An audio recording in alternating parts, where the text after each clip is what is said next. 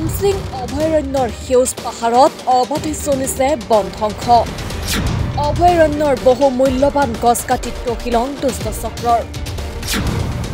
চক্ৰৰ সৈতে বন বিভাগৰ গোপন বুজাবুজিৰ অভিযোগ।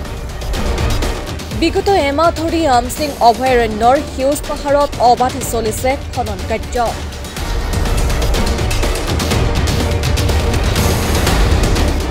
আমচিং হাইস্কুলৰ নামত বিদ্যালয় পৰিচালনা সমিতিয়ে সোণাপুৰ ৰাজচক্ৰৰ পৰা অনুমতি লৈ পাহাৰ খনন চলাই যোৱাৰ গুৰুতৰ অভিযোগ।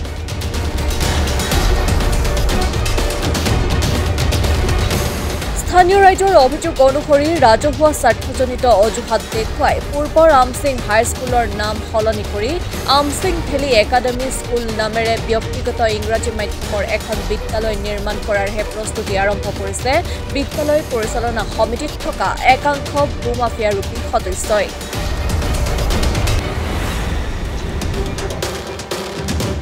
পাহাৰৰ বৃহৎ বৃহৎ গছ গছনি কাটি পাহাৰৰ ভূমি খনন কৰি সোণাপুৰ ৰাজচক্ৰৰ অনুমতিৰ কইনালৈ ব্যক্তিগতভাৱে নাৰেংগী সেনা শিবিৰৰ ভিতৰৰ লোকক পাহাৰৰ ৰঙামাটি অবাধে বিক্ৰী কৰাৰ অভিযোগ বিদ্যালয় পৰিচালনা সমিতিৰ সদস্যৰ বিৰুদ্ধে। দিনে নিশাই বিদ্যালয় পৰিচালনা সমিতিয়ে পাহাৰৰ ৮ বিঘা ভূমি কাটি থকাৰ লগতে পাহাৰখনৰ চৰকাৰী ভূমি এখন ধাবাৰ স্বত্বাধিকাৰীক বিক্ৰী কৰাৰো গুৰুতৰ অভিযোগ স্থানীয় ৰাইজৰ। তাৰমানে আমাৰ স্কুলৰ হাইস্কুলৰ নামত ৮ বিঘা মাটি আছে আৰু এম ই স্কুলৰ নামত ৫ বিঘা। আমি য'ত মাটি কাটি আছোঁ এই মাটিখিনি হ'ল ৮ বিঘা হাইস্কুলৰ নামত। আমি ডিচিৰ পৰা পাৰ্মিশ্যন লৈছিলোঁ। আমি মোটামুটি 2021 পৰা লাগি আমি পাইছোঁ পাৰ্মিশ্যনটো 11 জানুৱাৰীত পাইছোঁ। 11 জানুৱাৰীৰ পৰা আমাক 30 দিন দিছিল। আকৌ নেক্সট এক্সটেনশ্যন দিছিল আমাক 27টোত দিছিল, আমাক দিছে 28 তাৰিখে দিছে। 28ৰ পৰা 45 দিন দিছে। এইখিনি পাৰ্মিশ্যনটো কি হিচাপে কাটিং বৰ্তমান কি হৈ আছে তাতে? তাৰমানে এইটো কাৰণতে লেভেলিং আৰু কাটিংটো আমি 2-4 গাড়ী মাটি বেচিছোঁ। কাৰণ কিয় ফকলিঙৰ দাম তাৰমানে 240 ঘণ্টাত আমি 2.5 লাখ টকা দিব লাগে। তেল 1 ঘণ্টাত 15 লিটাৰকৈ খৰচ হয়। এই খৰচটো তাৰমানে আমি 5 জনে বহন কৰিব লাগে। তাৰমানে প্ৰথম আৰম্ভণিতে যেতিয়া আমি কৰিছিলোঁ ৰাইজে 30জন মানুহ সদস্য আছিল। 30 জনৰ পৰা যেতিয়া পইচা তুলিলোঁ তেতিয়া তাৰমানে তেওঁলোকে সৰি যে 5 জন থাকিল। আমি লাজুত কৰি এই 5 জনে কি কৰিলোঁ, যিয়ে নহওক আমি কষ্ট কৰি কামখিনি কৰিম। এতিয়া কি 5 জন কোন আছে আৰু কোনখন স্কুলৰ নামটো? 5 জন 6 জনে আছে। মই আছোঁ ভৰত চন্দ্ৰ কলিতা, নাৰায়ণ, মই প্ৰেচিডেণ্ট হয়, আৰু বিনোদ দাস ছেক্ৰেটাৰী হয়, আৰু নাৰায়ণ দাস সদস্য, কেশৱ মুৰাৰী সদস্য, ভগেন ইংলেং সদস্য, মুনীন্দ্ৰ কলিতা সদস্য।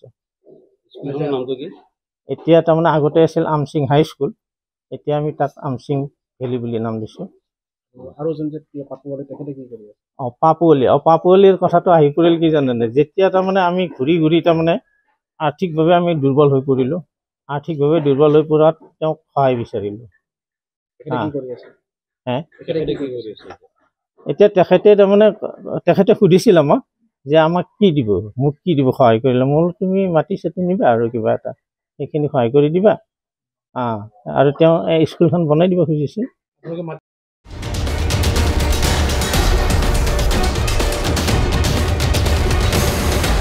উল্লেখ্য যে আমচিং হাইস্কুলৰ নামত ৰাজহুৱা এখন সভাৰ জৰিয়তে 32জনীয়া বিদ্যালয় পৰিচালনা সমিতি এখন গঠন কৰা হৈছিল।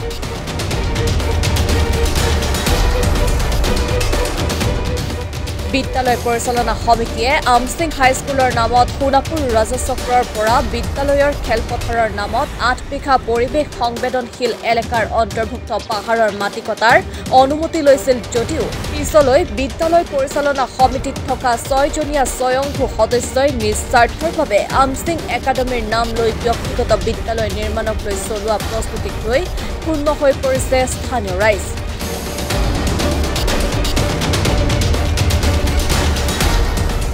অপ্ৰাদেশীকৃত আমচিং হাইস্কুলখন কেনেকৈ আমচিং ভেলী একাডেমী স্কুল হ'ল তাক লৈও প্ৰশ্ন উত্থাপন কৰাৰ লগতে আমচিং হাইস্কুলৰ 2.5 কঠা ভূমি কেনেকৈ পুঁজিপতিৰ হাতত বিক্ৰী কৰিছে তাক লৈও ৰাইজৰ মাজত আৰম্ভ হৈছে সৰব চৰ্চা। সেইবিলাক আমাক নকয় নহয়, এইবিলাক আমিতো প্ৰশাসনৰ মানুহে হয়। আপুনি কি জানে এজন গাঁওবুঢ়া হিচাপে আপোনাৰ? নাই সেইবিলাকতো আমাক নকয়। দায়িত্বটো আমি এটা কথা চাওক, যিটো পাৰ্মিশ্যন দিলে আমিতো একো ক'ব নোৱাৰোঁ। সেইটোত পাৰ্মিশ্যন দিয়াৰ পিছত নাই দিছে এইটো নাজানো লিগেল হয় না ইলিগেল হয়, কিন্তু লিগেল বুলি কৈছে, পাৰ্মিশ্যন দিছে। কাটিং কৰিছে, বাহিৰতো কাটিছে বহুত। কিমান বিঘা মাটি? এতিয়া চাওক, এতিয়া চাবতো গৈছোঁ মই পঠাইছোঁ, মোৰ তাতো আছে এতিয়া সেইবিলাক হেৰি কৰি কাটা হেৰিবিলাক যেনে নংকে মাটি তাতো কাটিব নোৱাৰে, সেইবিলাকো কাটিছে। কাক বুজাব যাম? কোনে কাটিছে? ৰাতি কাটে, মই নাজানো, কিন্তু সেইটো সমগ্ৰ বিষয়টোৰ সন্দৰ্ভত বিভাগীয় কৰ্তৃপক্ষক তদন্তৰ দাবী জনাইছে ৰাইজে। Bureau report, my news any.